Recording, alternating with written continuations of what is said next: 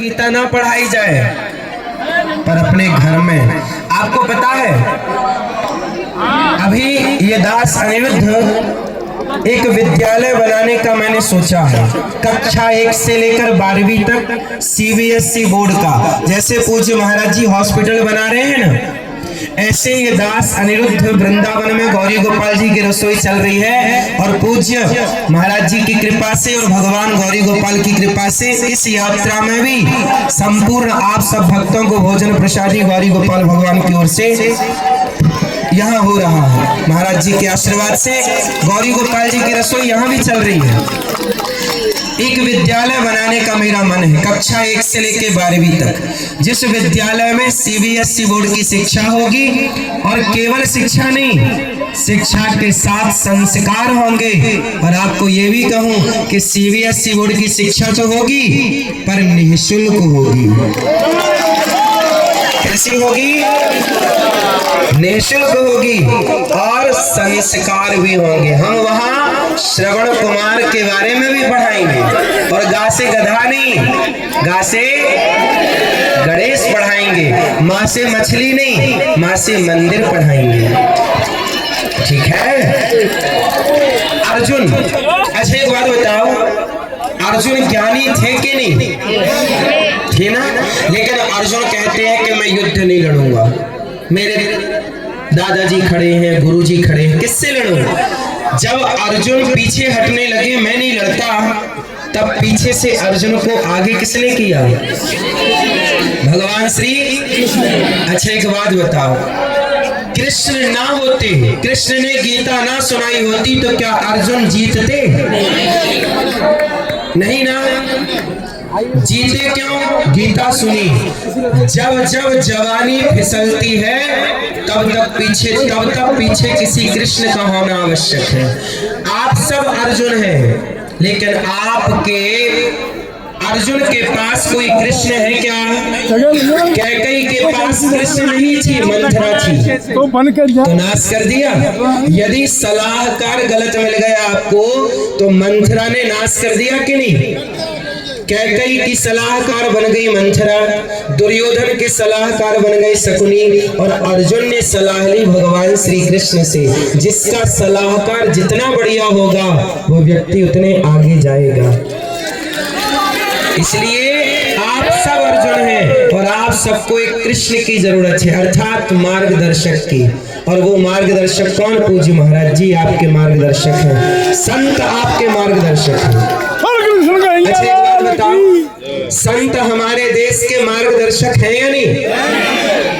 आज भी जब आप लड़खड़ाते हो, तो संत लोग पॉजिटिविटी से भरते हैं कि नहीं? आपको पता है हमारे देश के पूर्व राष्ट्रपति अब्दुल कलाम जी मुसलमान थे, लेकिन उनका सपोर्ट किसी एक हिंदू संत ने किया था। ये कहानी पता है आपको? 2 मिनट की है, सुना दूं?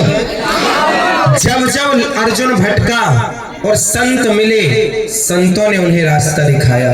इसी दिल्ली में आज से बहुत वर्ष पहले अब्दुल कलाम जी आए थे इंटरव्यू देने, उन्हें बनना था पायलट। अब्दुल कलाम जी का सपना क्या था? पायलट बनने का। और यहाँ इंटरव्यू देने आए, फेल हो गए, पायलट नहीं बन पाए। उन्होंने सोचा कि चलो आत्महत्या कर लेते हैं, क्योंकि सपना पूरा नहीं हुआ।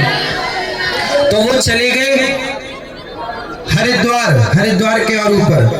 तो वहां पर ना वो तलाश रहे थे कहां से छलांग मारूं गंगा जी में, मरने का। चलो मर जाते हैं। शाम का टाइम था, एक संत जी वहां से गुजरे।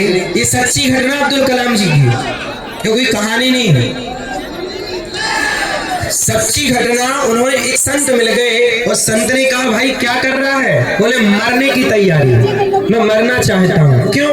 बोले मैं सपना देख के आया था, सपना है मेरा कि मैं प्लेन उड़ाऊं और मैं पायलट बनूं, पर मैं फेल हो गया, अब मैं जीने नहीं चाहता, मर जाऊंगा।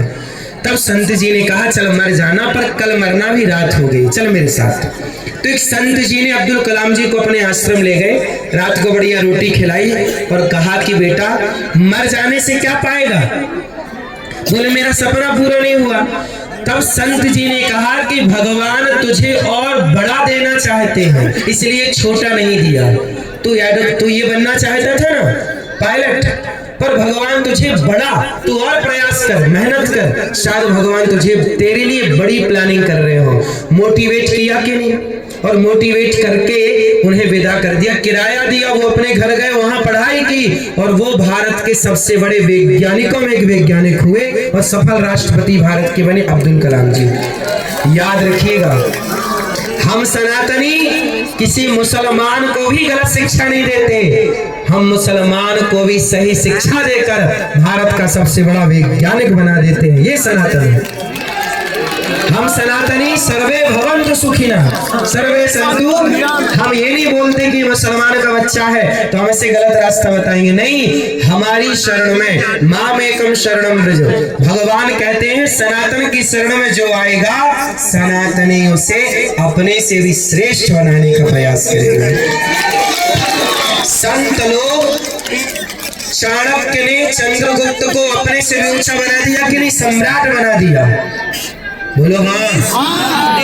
हमारे देश का संत आपको अपने से भी ऊपर ले जाना चाहता, अपने से भी बड़ा बनाना चाहता है। जब हनुमान जी राम की शरण में आए तो हनुमान जी को राम जी ने अपने से भी बड़ा बना दिया कि नहीं। जितने मंदिर इस देश में राम जी के हैं उससे ज्यादा मंदिर हनुमान जी के हैं।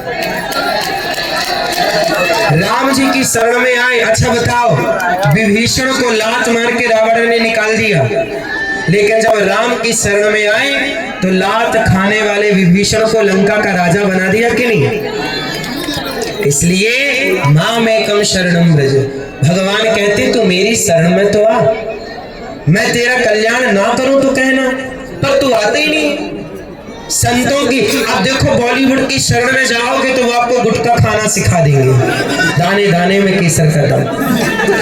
बॉलीवुड की शरण में जाओगे तो शराब पीना सिखा देंगे, मुझे पीने का शौक नहीं, पीता हूँ गम भुलाने को। बॉलीवुड की शरण में जाओगे शराबी बन जाओगे और गुटखा खाने वाले बन जाओगे, पर संतों की शरण में आओगे पक्के सच्चे सनातनी बन जाओगे और इस देश के काम आओगे।